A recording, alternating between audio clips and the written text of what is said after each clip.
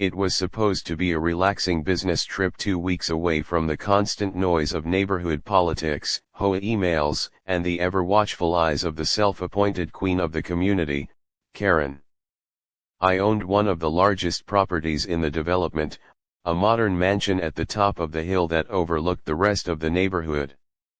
I had bought it after years of saving, a dream home built with detail and care. Before leaving for my trip, I locked everything, set the alarms, and even told security to keep an eye out. There was no reason to worry. The house was safe, the HOA was quiet, and I had no plans to come back early.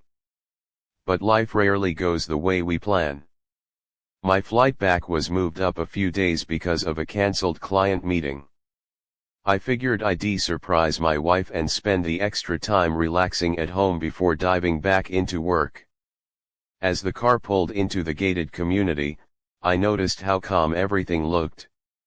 The sun was just setting, painting the sky with orange and purple streaks, and for a moment I felt that warm sense of relief that comes when you know you're finally home. But that peace shattered within minutes. As I reached my street, I saw 2 police cars parked at the end of my driveway, lights flashing faintly.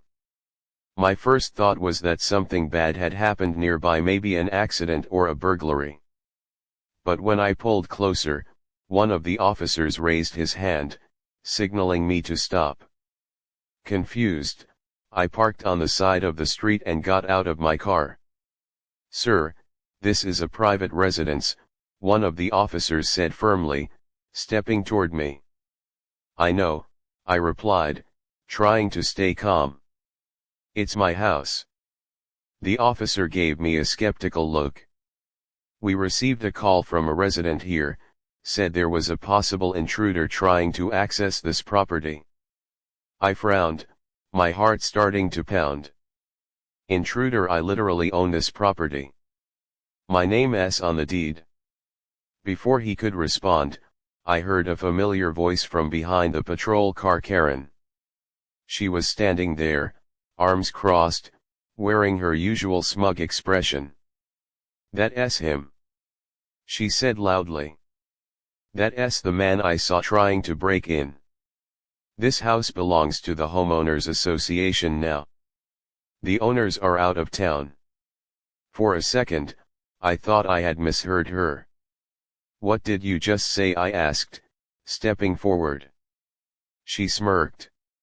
"You can't just walk into other people's homes. The real owners have been gone for weeks. You're trespassing, and I want to let you destroy this community's safety standards." My jaw dropped. "Karen, are you insane? I am the owner. I live here." The officers looked between us, clearly uncertain who to believe. I pulled out my wallet, handed over my ID, and said, "Look up the property record. It's under my name, Daniel Carter. You'll see my address right there." One of the officers took my ID and radioed it in while the other kept watching me cautiously. Karen kept ranting, saying things about vagrants and fake homeowners as if she hadn't seen me dozens of times before. She'd attended HOA meetings in my house. She'd even complimented my landscaping once, before finding something new to complain about. It was surreal. After a few tense minutes, the officer returned. "Sir, it checks out. You are the registered homeowner." "Of course I am," I said sharply. Then I turned to Karen. "What on earth made you think I didn't live here?" Her face tightened, and for the first time, she looked uncomfortable. "Well, we noticed the house was empty for a while. The grass was getting long, mail piling up, clearly neglected. So the HOA decided to check on it." "Check on it?" I repeated. "How exactly did you do that?" She hesitated, her eyes darting away. We entered to make sure everything was fine. You know, to protect community property." My stomach turned. "You went inside my house?" She didn't answer, but the look on her face said enough. I pushed past the officers and walked straight up to the front door. The keypad on my electronic lock had fingerprints all over it, and when I tried my code, it didn't work. Someone had changed it. I felt the heat rising in my chest as I turned back toward Karen. You changed my locks. Her defensive tone returned. It was for safety. We didn't want vandals breaking in. I ignored her and pulled my phone out, opening my home security app. The live feed was blank. Every single camera had been disabled. My hands started to shake not from fear, but from fury. You disabled my cameras too, I said quietly. Karen crossed her arms. The HOA board voted to temporarily manage the property until the owner returned. We thought you had abandoned it. Someone had to take responsibility. Manage the property. I stepped closer. Karen, what exactly does that mean? Before she could answer, I noticed something strange through the front window, a flicker of movement inside. A curtain shifted slightly. Someone was in there. My blood went cold. Who's in my house? I demanded. Karen stammered. Oh, well, there may have been some, temporary arrangements made to. That was all I needed to hear. I pulled out my phone and called my security company directly. This is Daniel Carter. I'm at my property, and there are unauthorized people inside. I need access restored and the locks overwritten immediately. Within minutes, they remotely reactivated the system and unlocked the door. I swung it open and stepped inside. The smell hit me first: perfume, cleaning spray, and something faintly floral that definitely wasn't mine. The lights were on, dishes in the sink, and a suitcase sitting in the hallway. My suitcase was missing. I walked farther in and froze. The living room had been rearranged.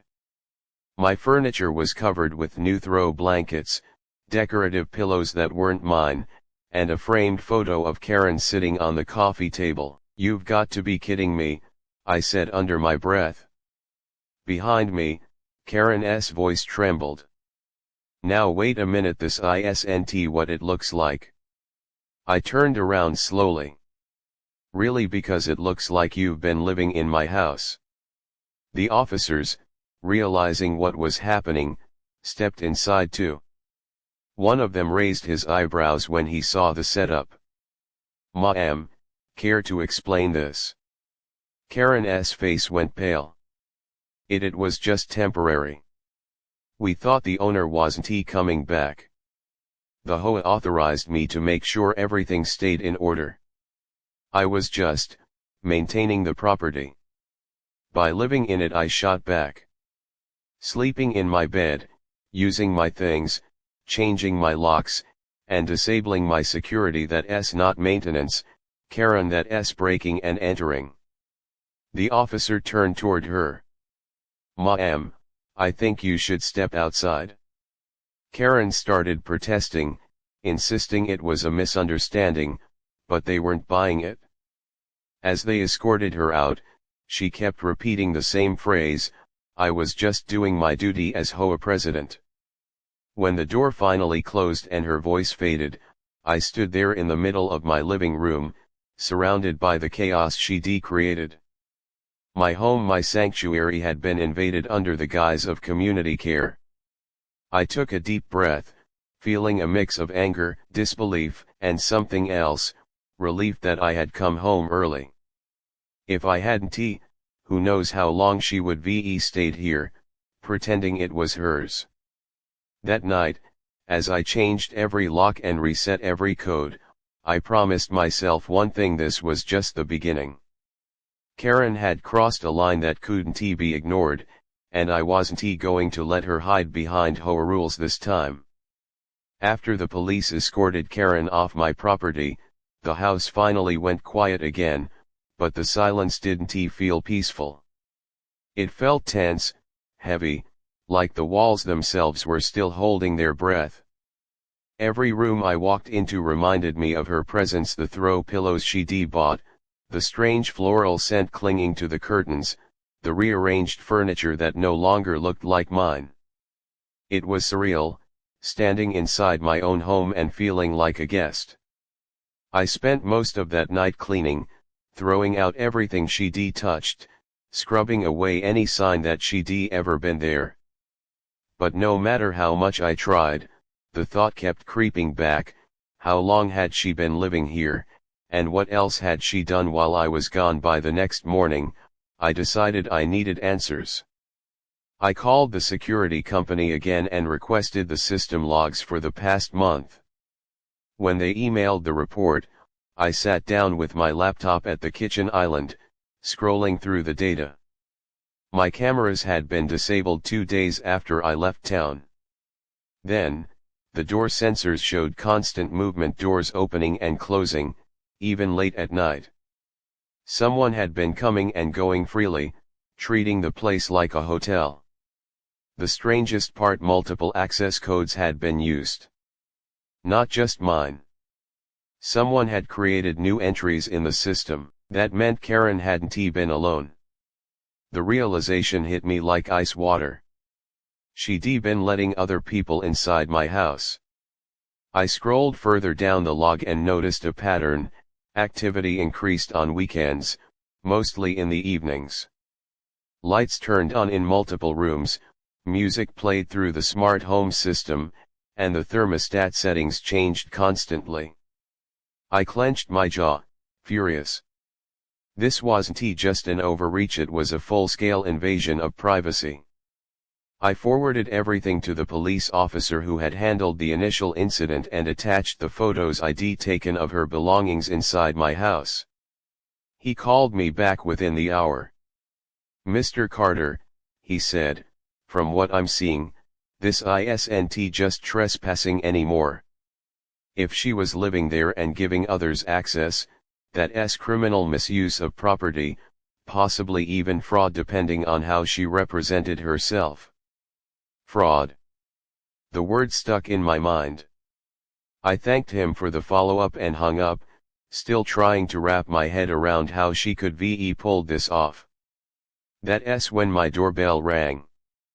I half expected it to be another officer, but when I checked the camera feed, I saw Greg, the HOA president, standing on my porch, looking uneasy.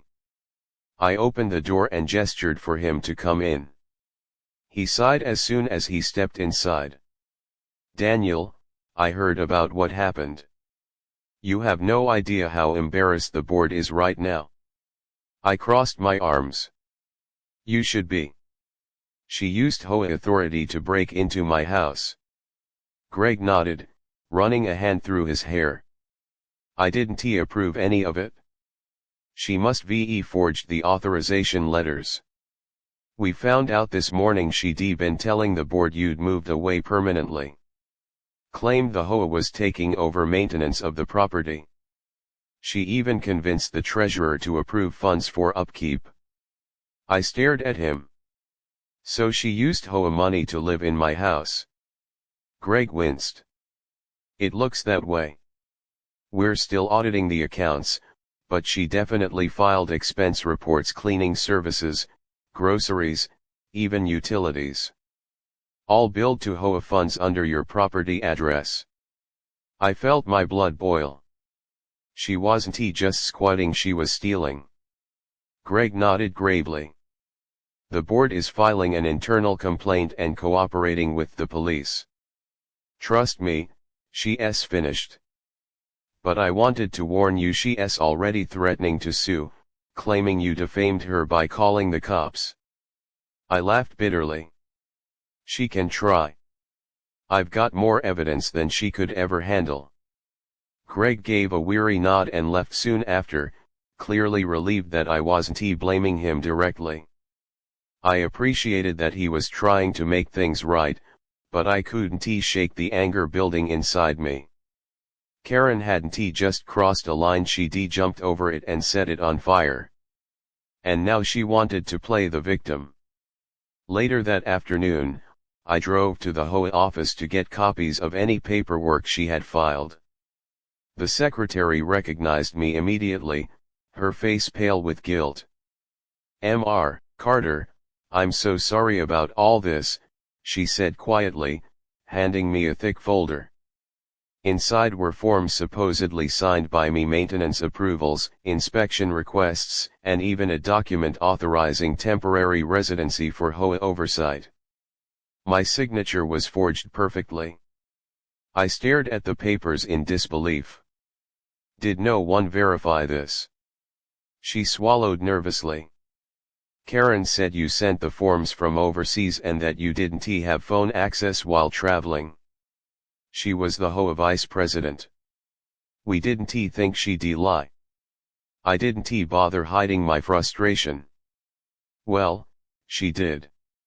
And I'm going to make sure she's held accountable for every fake signature and every dollar she stole. I spent the next few hours scanning every document and sending copies to my lawyer. By evening, we'd already filed formal complaints for identity fraud, forgery, and unauthorized property use. I also requested a restraining order to ensure Karen could never set foot near my home again. That night, I sat on the porch, watching the sunset fade over the hills, thinking about how close I'd come to losing everything without even realizing it. If I hadn't come home early, who knows how long she would ve stayed, maybe months. Maybe longer. The thought of her living here, pretending this was her mansion, entertaining guests under my roof, made my stomach turn. Just as I was about to head inside, my phone buzzed. It was a message from a neighbor, Bill, the guy who lived 2 houses down. He'd always been friendly, the kind of man who kept to himself but saw everything. The text read, "Hey, glad you're back. Just FYI, Karen had people over almost every night. Said she was house sitting for a friend. Thought it was weird." I typed back, "Thanks, Bill. That explains a lot." He replied a minute later, "She even had a pool party last Saturday. Claimed it was for HOA board members. Thought you'd want to know." A pool party. In my backyard. The image made me clench my fists. The audacity of it all was beyond imagination. She'd been living like royalty while I was out working, pretending my property was her kingdom. It wasn't just about the invasion anymore, it was about principle. She'd made a fool out of me, the HOA, and the entire neighborhood. And now that everyone knew, I wasn't going to stop until she faced real consequences. I went back inside and pulled up the security footage again. Even though she'd disabled most of it, some cloud backups had survived. I sat there for hours, scrubbing through clips, and there it was, grainy but unmistakable footage of her hosting a gathering by the pool, laughing with a group of people, wine glasses in hand. My house lights glowed warmly in the background like a scene from someone else's life. I uploaded the footage, the forged documents, and every HOA transaction record to a shared drive and sent them to my attorney and the police. This time, there would be no escaping the truth. As I shut my laptop and turned off the lights, I looked around my home one last time. It was quiet again, but it didn't feel violated anymore. It felt like the calm before justice. I knew Karen would fight back, people like her always did, but I had every fact, every file, and every ounce of patience ready to see it through.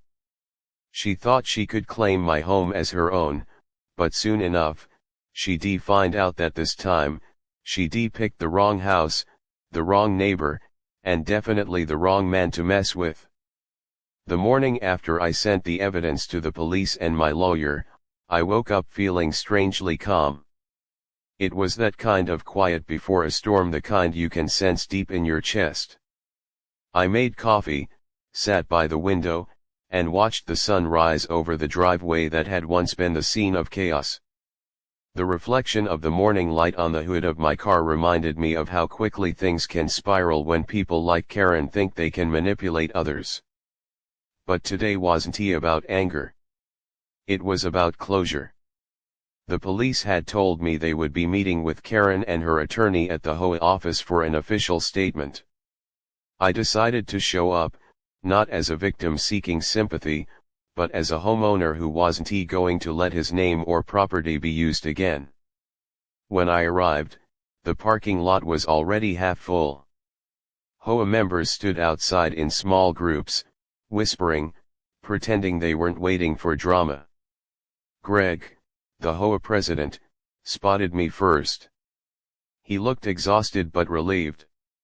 "She's inside," he said quietly, nodding toward the conference room. "We've got the police and the treasurer in there too. You ready for this?" I gave a short nod and followed him in. The moment I walked through the door, Karen froze. She was sitting at the far end of the table, arms crossed, lips pressed into a thin line, dressed in a sharp blue blazer like she was attending a board meeting instead of facing criminal charges. Her lawyer sat beside her, flipping through documents that I instantly recognized as the forged paperwork from my property. I took a seat opposite her, my lawyer beside me. For a few seconds, no one said a word. The tension in the air was thick enough to cut with a knife. The officer started the meeting by summarizing the charges: trespassing, identity fraud, forgery, and unauthorized use of HOA funds. Karen's lawyer immediately objected, claiming there had been a misunderstanding, that Karen believed she had my permission to stay in the house while I was gone. My lawyer leaned forward and calmly placed the security footage screenshots and access logs on the table. "Then explain these," he said. "She disabled the cameras, forged signatures, and hosted multiple gatherings at a private residence she did not own. Is that also a misunderstanding?" Karen's expression tightened, her eyes darting toward Greg, as if expecting him to step in. But Greg only shook his head. "Karen, we trusted you," he said, his voice tired. "You lied to everyone. You used your position to cover your tracks. Do you even understand how much damage you've done to the board's credibility?"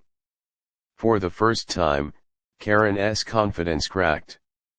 Her voice wavered slightly. "I was trying to protect the neighborhood," she said weakly. "Daniel was gone for weeks. The place looked abandoned. I didn't want squatters moving in. I couldn't help but let out a bitter laugh." "So you became the squatter yourself?" I asked. "You used my electricity, my water, my groceries. You forged my name on HOA letters and called the cops on me when I came home. You don't get to twist this into some noble act." Her lawyer tried to interrupt, but the officer raised a hand. "Ms. Sullivan, we've already verified the documentation. You falsified records and misused HOA resources for personal benefit. This isn't a simple misunderstanding, it's a criminal matter." Karen's face went pale, but even then, she refused to back down completely. "You can't prove I forged anything," she snapped. "Those signatures could have been sent electronically. I was following Daniel's supposed instructions." My lawyer opened his laptop, turned it toward her, and played the video clip I'd found the night before. The footage showed her standing in my living room, laughing with friends, glass of wine in hand, saying, "No one's going to find out. He's gone for months. This place is mine for now." The room fell dead silent. Karen's eyes widened, and her lawyer slowly closed his folder, realizing there was nothing left to argue. The officer stood, collected the documents, and informed her that formal charges would proceed. Karen slumped back in her chair, the fight gone from her face. For someone who had ruled over the neighborhood with arrogance, seeing her finally speechless felt like the weight of the entire ordeal lifting off my shoulders. As the officers escorted her out, she glanced back at me, anger, humiliation, and disbelief all tangled in her expression. She had built her identity on control, and now she had none left. After she left, Greg sighed heavily and turned to me. "We're dissolving the current HOA board. We're going to start from scratch, new elections, new policies. You have my word this will never happen again." I nodded, appreciating the gesture. "Just make sure whoever you put in charge next actually cares about the community, not the power that comes with it." When I got home later that day, I stood at the gate for a long moment before walking in. The air felt different, lighter somehow, as if the house itself was finally free. The pool shimmered in the afternoon sun, quiet and undisturbed. I unlocked the door and stepped inside. Everything was exactly as I'd left it the night before, no more rearranged furniture, no strange scents, no signs of someone else's presence. It finally felt like my home again. Over the next few weeks, the fallout from Karen's actions rippled through the neighborhood. News of her arrest spread fast. People who had once admired her as the strict but organized HOA leader now avoided even saying her name. The new board sent out a formal apology letter to every homeowner, promising transparency and stricter oversight. For me, though, it wasn't about apologies. It was about reclaiming peace. One evening, as I was taking out the trash, Bill, my neighbor, waved from across the street. "Hey, glad it's over, man," he said. "Never thought I'd see the day Karen got what was coming." I smiled faintly. "Took long enough." He laughed. "The neighborhood's been quieter without her. Maybe now we can all live like normal people again." After he left, I stood there for a while, watching the porch lights flicker on one by one down the street. The same houses, the same lawns, but everything felt different, like the community had finally exhaled after holding its breath for too long. Weeks later, I received a letter from the county courthouse. It was an official notice. Karen had pleaded guilty to multiple charges in exchange for probation and restitution. Part of the agreement required her to pay back every dollar she stole from the HOA and cover the damages to my property. I folded the letter neatly and set it aside. Justice had been served, not perfectly, but enough. That night, I poured myself a drink and sat out on the porch, listening to the sound of crickets and the soft hum of the neighborhood settling down. For the first time in months, I felt at peace. I'd learned a hard truth: sometimes the worst enemies aren't strangers but the people who think they know better, who believe rules apply to everyone but them. Karen had tried to control everything, and in the end, it had cost her everything she valued: her reputation, her home, her authority. As I looked out at the calm street, I realized something simple but powerful. I didn't just get my house back, I got my life back. No more forged letters, no more HOA drama, no more lies. Just peace, quiet, and the satisfaction of knowing that when someone tries to take what's yours, standing your ground and fighting back with truth will always be the strongest form of revenge.